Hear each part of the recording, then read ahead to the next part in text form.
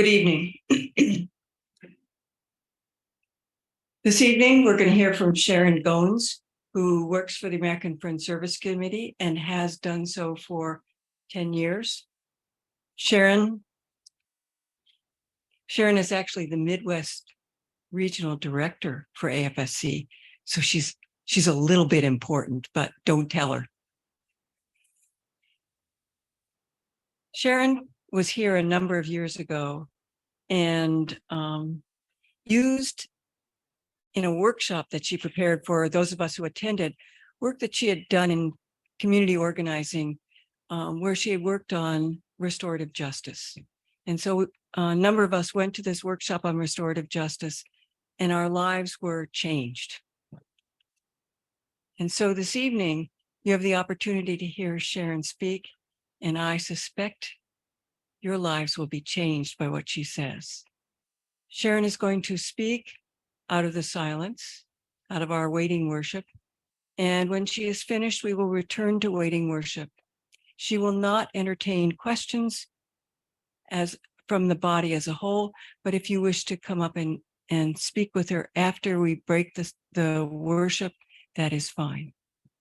Friends, if we can settle into waiting worship and wait to hear what Sharon has to share.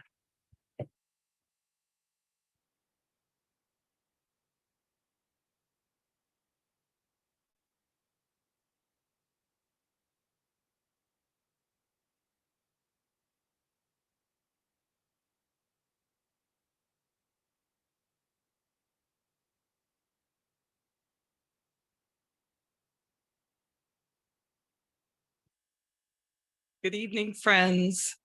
Thank you for inviting me to Illinois Yearly Meeting to speak to you about your theme this year. Ever since I was invited to speak, I've been pondering these questions. What does faithful action look like? Is it the same for all of us? How do we create a world that values and respects nature and all of its creatures? How do we do it together? Tonight, we will walk together in pursuit of answers to these questions. But before we dive into the meat of my talk, I'm going to answer the question that I'm sure many of you in this room have. Why is Sharon wearing this old t-shirt? Did she forget something to wear something a little more professional for her talk, her life-changing talk for you? Is it really what it is? So I wear this shirt in honor of my mother, and I wear it whenever I want to invoke her spirit. When gay marriage became legal in Minnesota almost 10 years ago, in 2013, my spouse of 17 years and I decided that we wanted to get legally married, and I invited my parents to our ceremony in the courthouse. My mother was clear that this marriage did not fit her idea of marriage and that she wouldn't be coming. By the way, this was the same thing she said 17 years ago when we had our commitment ceremony.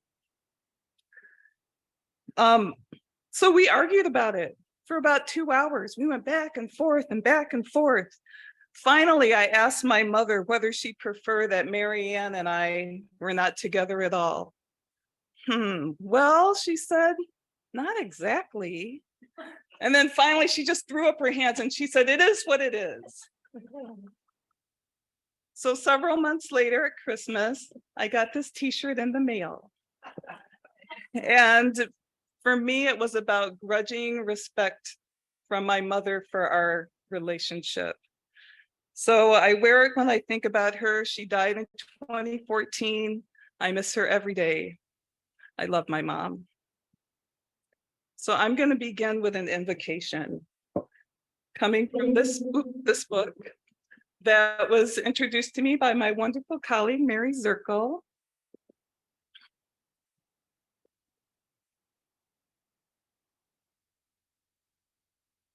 We give thanks to Great Spirit, Creator, Universe, and the infinite names we have for the divine source from which everything emerges, to the elements earth, fire, air, and water that nourish us and teach us about balance and equilibrium, to the blessed ancestors whose dreams and visions for our collective liberation we work to realize, to the guardians, protectors, deities, gods and goddesses that remind us of our divine purpose and dignity.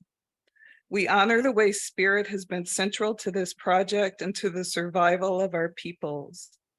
We ask for protection, clarity, courage, humility, and to remain steadfast in our commitment for total revolution.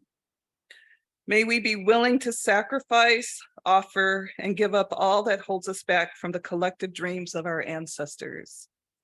To take this journey through time and space, to radically listen, to find our people and commit to the work of collective liberation, to transmute fear and domination.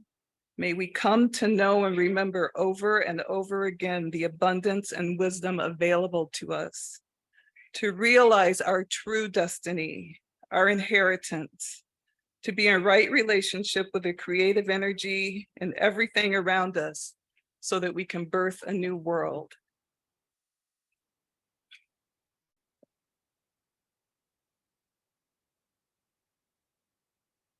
So Illinois Yearly Meeting is the third yearly meeting I've been to this year, and I find it heartening that so many friends are lifting up similar themes.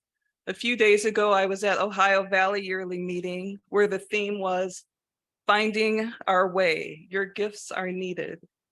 That's very similar to my message for you this evening.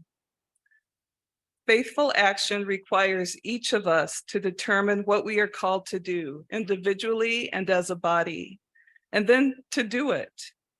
We will need to utilize all of our skills, talents, and good works to persevere and prevail in these challenging times. It's important for us to remember that what one person feels called to do may be completely different from another. I find comfort in envisioning us as individual puzzle pieces that come together to form a whole. As many organizers say, get in where you fit in. Where does your individual puzzle piece match and fit into the picture of the better world that we're trying to create and achieve? Some of you will be attracted to the social justice activities of participating in direct actions, writing op-eds, donating to your favorite causes, or in crossing the ever-growing divide between us and them. Some of you may be drawn to creating beauty, spending time with loved ones, intentional parenting, engaging in healing modalities, or creative expression. It all matters. These are all ways to exemplify your faithful actions. Our world is always changing. Headlines grab our attention with stories about the acceleration of climate change, the ever-growing political polarization and extremism, not to mention looming fears about AI. But the truth is that many of our issues, police violence, militarism, oppression, forced migration, poverty, and capitalism have been with us for hundreds of years. It lends credence to the saying that the more things change, the more they stay the same. Still, our crises seem more intense and alarming these days. How did we get here? There are many, many possible answers to this question. But because I tend to look at life through a relational lens, I'll pick one that resonates for me. As a society, we are relationally and structurally unwell. Our collective health is deteriorating. According to the US Surgeon General, loneliness is an epidemic. Lacking connection can increase the risk of premature death to levels comparable to smoking 15 cigarettes a day. I believe that our world is full of unhealed trauma, ranging from the effects of capitalism to past injustices that continue to plague us to this day. How do we hold the traumas of deep and painful injustices and heal from them as we fight to end them? There is no one answer. The book I referenced before, The Healing Lineages, encourages us to be rooted. This strongly resonates for me. The path to healing and faithful action requires being aware of our rootedness, rooted in who we are, what we bring, and connecting with each other and finding the faithful actions that call to our hearts, bodies, and souls. back to get in where you fit in. What are your strengths? What are your passions? Some of my strengths are thoughtfulness, deep listening, creating healing spaces, supporting others, and generosity. What are yours? No, really, what are yours? This is not a rhetorical question. I actually want you to take a minute. If you have a neighbor nearby and want to talk to your neighbor, I'd like you to proclaim one or two of your strengths. I'll give you a couple minutes.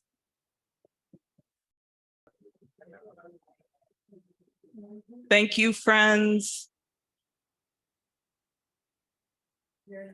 So I'm hoping that each one of you was able to identify at least one or two things that you would consider your strengths.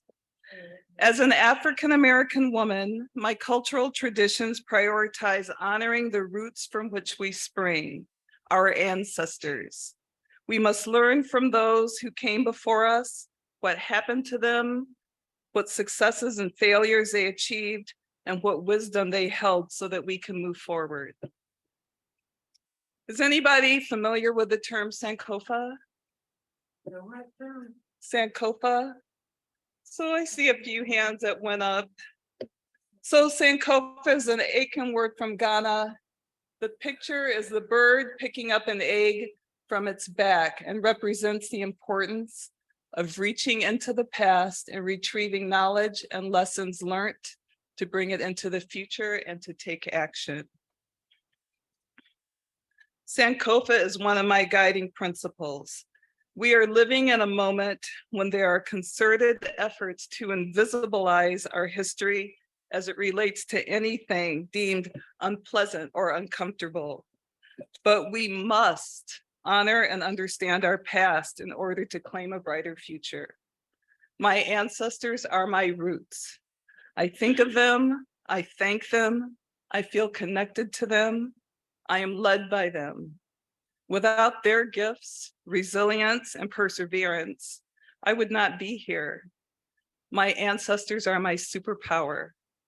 Tonight, I will share with you a bit about my family tree and the faithful actions of my ancestors that continue to inspire me. So first up, we have the man in the back is my great-great-grandfather Peters. On either side of him are his daughters. The woman with the hat is my great-grandmother. And in front of her, the older child is my grandmother, Lavola. I don't know anything about my great-great-grandfather, but my mother was raised by her grandmother, Leozi. We called Leozi Grady Mama. My mother described Grady Mama as strong, stern, hardworking, and God-fearing. She was also quick to anger, quick to shame, and was verbally and physically violent towards her grandchildren. A favorite warning of hers was, "You see my big hand?" And what it meant is, if you don't fall in line, this big hand is going to land on you and you're going to land on the floor. Grady Mama died the year that I was born, so I didn't have the opportunity to learn more of her story. I do believe that her powerlessness and the white town that she lived in, racism and trauma fueled her anger. It wasn't until my older sister came along that my mother was able to see a softer side of her grandmother. When my then 5-year-old sister responded to my great-grandmother's threat of, "You see my big hand?" with, "You see my little hand?" My grandmother, Grady Mama, actually chuckled. So Grady Mama got softer as she got older, but her legacy left lifelong marks on my mother's and her siblings' psyches, both in positive and negative ways. These are my maternal grandparents, Lavola and Charles Smith. My grandfather, Charles Smith, who we called grandfather, was born in 1900 in Tennessee and moved to Chicago in 1919. While in Chicago, he worked at various trades, including time as a Pullman porter, handyman, roof contractor, and he even opened an auto garage. Grandfather was an inventor, and the invention that changed his life, that changed all of our lives, was the Smith hoist. In the late 30s and the early 40s, building construction sites did not have efficient, affordable ways to lift supplies onto rooftops. Grandfather patented a hoist in 1942 and opened the Smith Hoist Manufacturing Company on the south side of Chicago. The company succeeded quickly, and grandfather, in search of a quieter setting, moved and built a factory in the small town of Cassopolis, Michigan in 1950. My family remained in that business until 1993. Grandfather was a quiet man who was full of ideas and plans. He never let barriers hold him back. He endured racism. Some of his best ideas were stolen. He was disrespected. He and my grandmother couldn't fraternize with their colleagues when they would go to conventions to display their products, and they had to ride up in the service elevator. He was often mistaken for the janitor of the company that he founded, but he persevered. When he died in 1970, my grandmother, who we called Mother Dear, took over the family business. Mother Dear was smart and had good financial acumen. She continued to run the business for decades. The wealth that she accumulated was used to pay for the college educations of family members, the upkeep of the church that she and my grandfather founded, and provided financial assistance to many who went to her for help. That's the picture of the hoist that I was talking about. So now we're on to my paternal side, the Goenses. The Goenses were primarily farmers. The man that was standing up like one of the tallest men, that's my grandfather, Howard Goens. We called Howard Goens Papa. Papa also farmed, but primarily he was a stonemason, a barber, and a money lender. Like Grady Mama, Papa was very hardworking and responsible. He also was famous for his temper. He was expelled from school in 8th grade after swinging a bat and knocking out all the teeth of a classmate who jeered at and belittled him, calling him the N-word. In addition to his expulsion, Papa had to pay for the dental work of his classmate.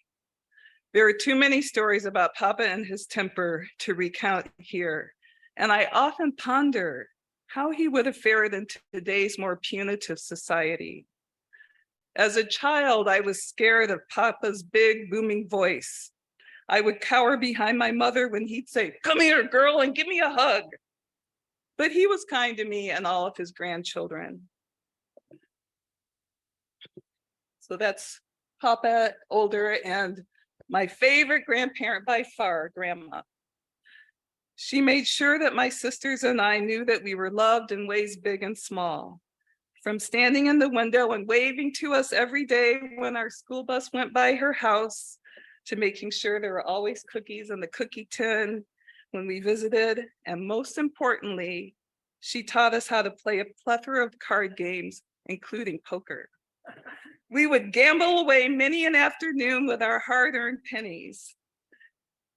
In her quiet and unassuming way, Grandma did not brook gossip and would shut down any derogatory remarks about her card-playing partners, many of whom were single women, whatever that meant behind a veil of secrecy.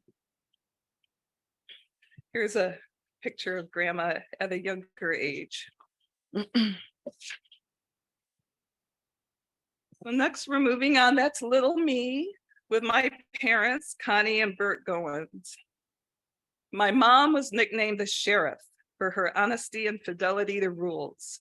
She was direct, never afraid to express her opinions. She had a sharp tongue and a quick sense of humor.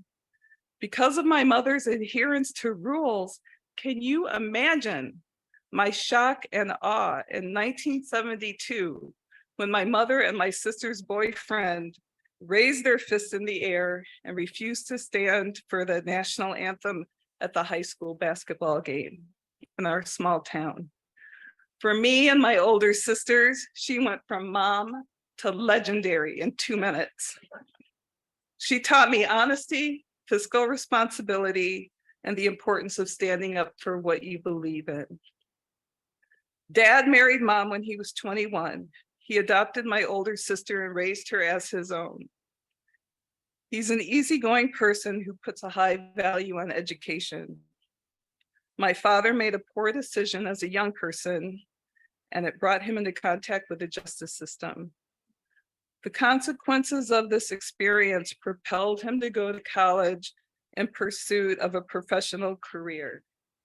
Decades later, when he retired as the director of special education for the school district we lived in, he held a doctorate in education and had a building named after him.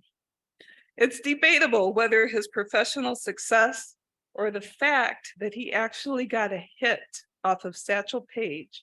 If you don't know Satchel Paige, he was a Negro League pitcher. And I'm not sure which was the best story for my dad.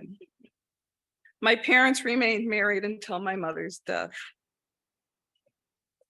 And lastly, I'm honoring my cousin Corky. Corky's mother and my grandmother were siblings. Corky died in 2020 at the age of 91. Over the decades, Corky developed into a consistently proud and out lesbian.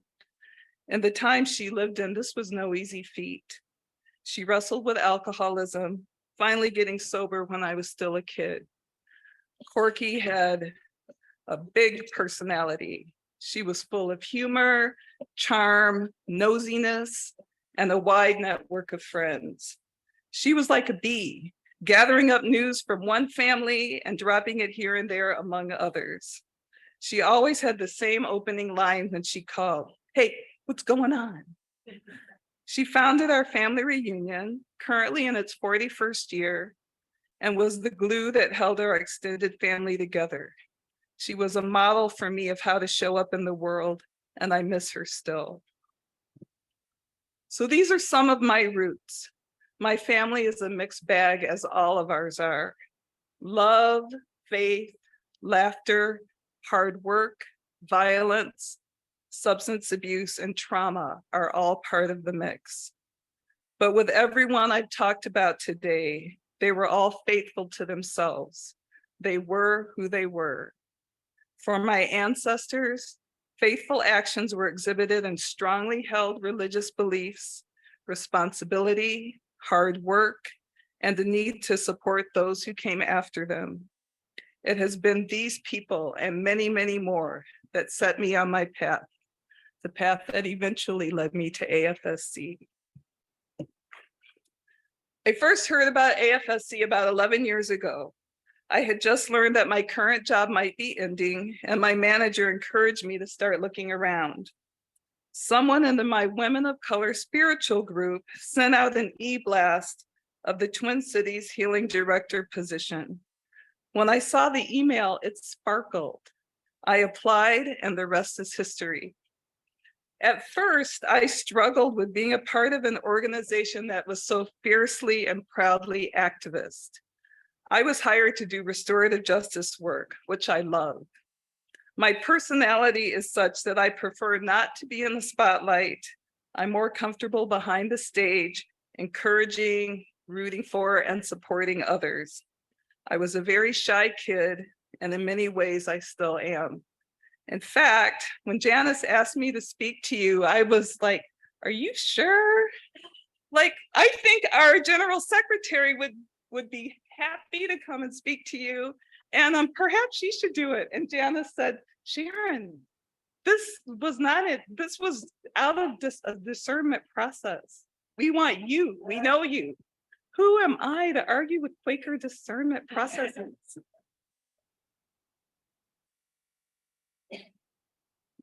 My brand of faithful action involves making space for storytelling, restorative practices, writing, and convening. 11 years ago, I couldn't imagine how my puzzle piece would fit into this illustrious organization.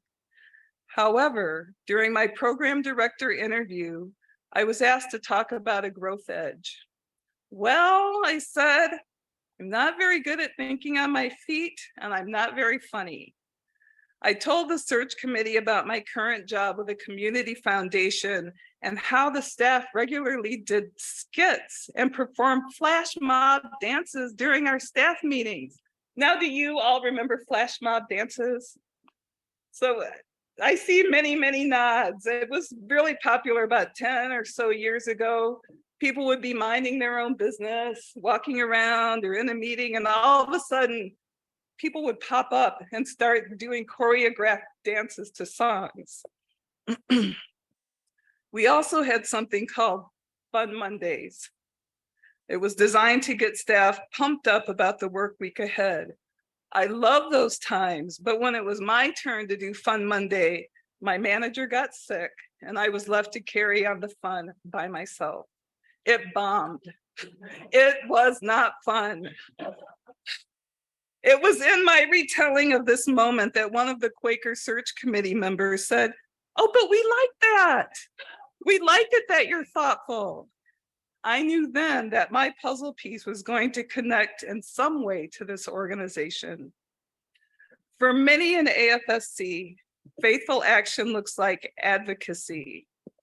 It looks like activism, organizing, direct actions, rallies, speaking truth to power, and taking time to decompress and to participate in radical joy.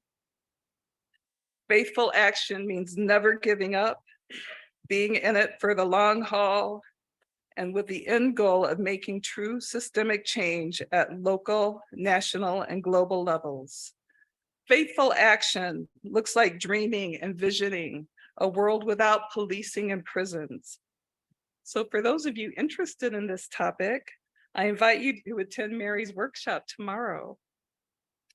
As many of you know, AFSC completed a 10-year strategic plan, and we refined our work to focus on the issue areas of peace, migration, and economic justice.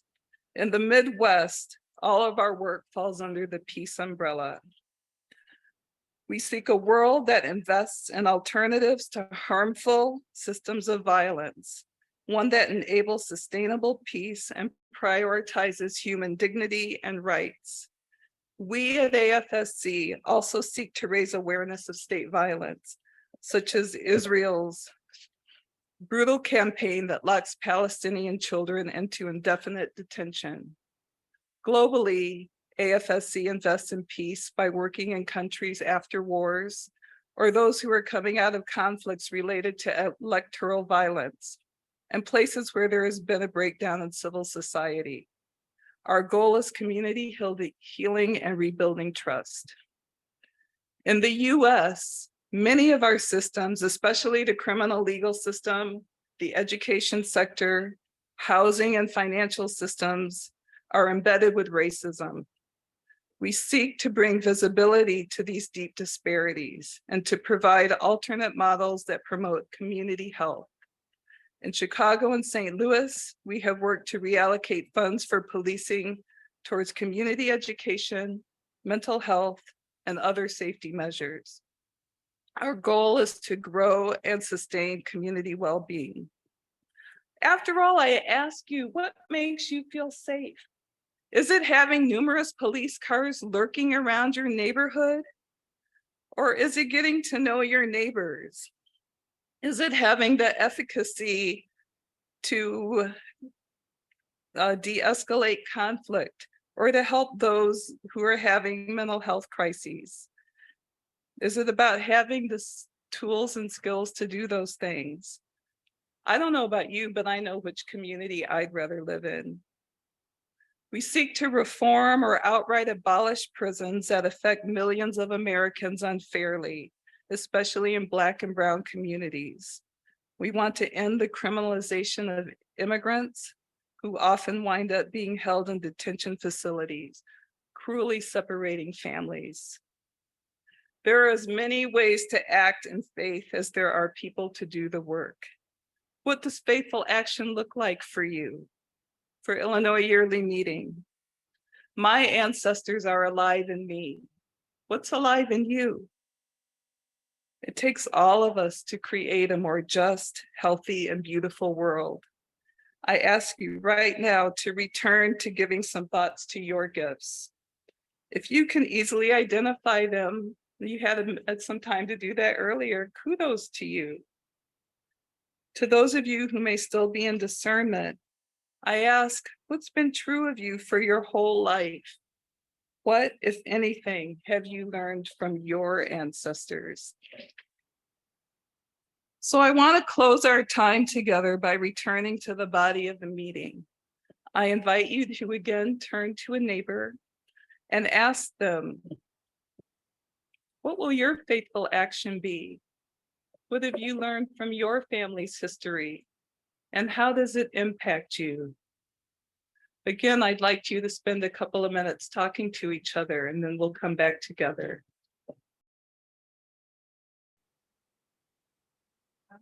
Friends, let's come back together.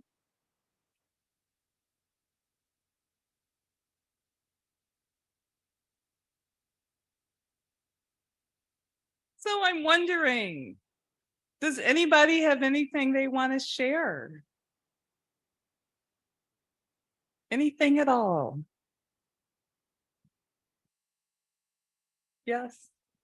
I learned courage and perseverance from my Courage and perseverance from her family. Thank you.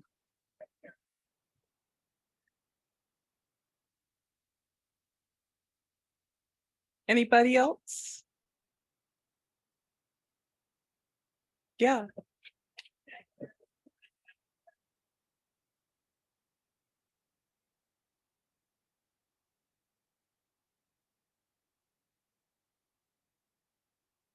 Opening the channels of communication, learning how to communicate through disagreements. Thank you.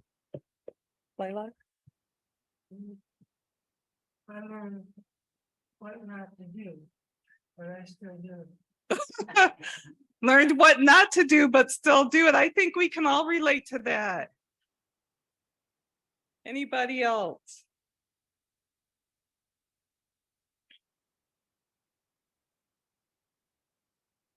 Then we will wrap up. I want to thank you, friends, for your time and attention this evening. Personally, I can't wait to see what we're going to create together.